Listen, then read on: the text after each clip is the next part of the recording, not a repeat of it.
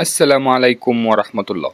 الأهلي يضرب موعد مع الداخلية في دور 16 من الكاس بعد عبور منتخب السويس بصعوبة شديدة في دور ال 32 من البطولة.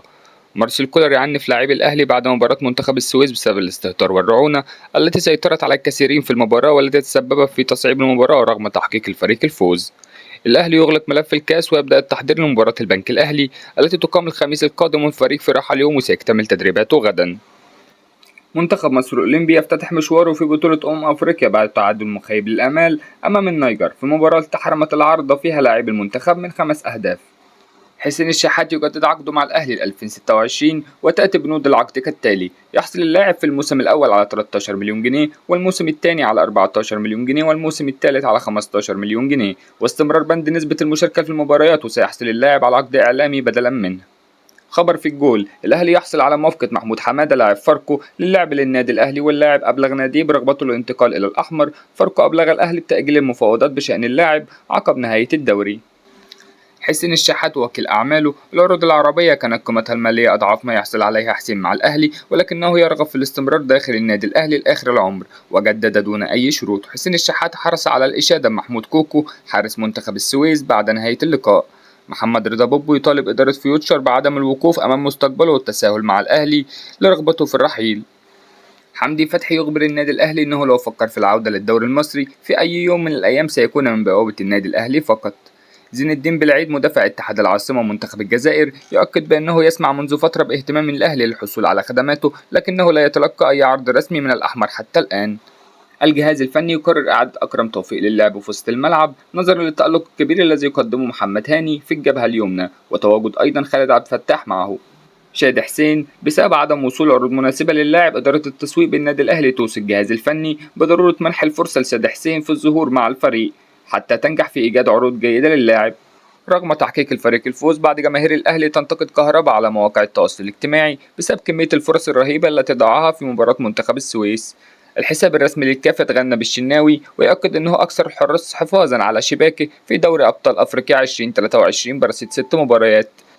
سيف فاروق جعفر يحصل على 8 مليون جنيه سنويا مع بيراميدز. بيراميدز يؤكد حصوله على توقيع سيف فاروق جعفر لمدة 4 مواسم. أمير مرتضى وأحمد حسام ميدو تواصلوا مع إدارة نادي بيراميدز من أجل استرداد عقود يوسف أسامة وسيف فاروق جعفر. بيراميدز رد عليهم وقال لهم سيف جعفر ويوسف أسامة أصبحوا لاعبين في بيراميدز، ولو عايزينهم اشتروهم.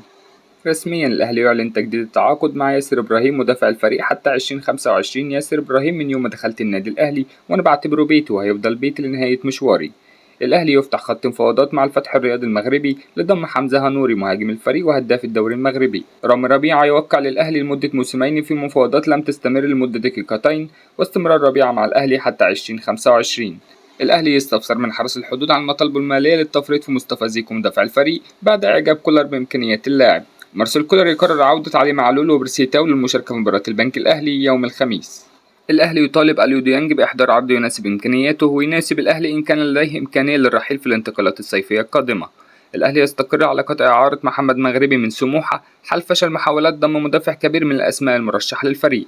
الخطيب يبحث مع سيد عبد الحفيظ عن طريقة مميزة لخروج أيمن أشرف من الفريق بعد خروجه من حسابات الجهاز الفني تقديرا لما قدمه اللاعب للأهلي طوال الفترة الماضية.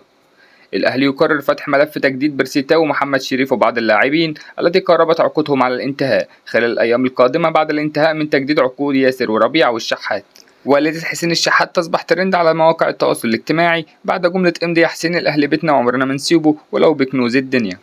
شوبير يقيم حفل عشاء لمجلس إدارة الأهلي ونجوم الأهلي القدامى احتفالا بالنجاحات التي حققها الفريق مؤخرا. الأهلي ينفي أنباء استقرار النادي على عدم التجديد لمحمود متولي بسبب الإصابات المتكررة، ويؤكد أن إصابة اللاعب في الكاحل وليس لها علاقة بالإصابات السابقة.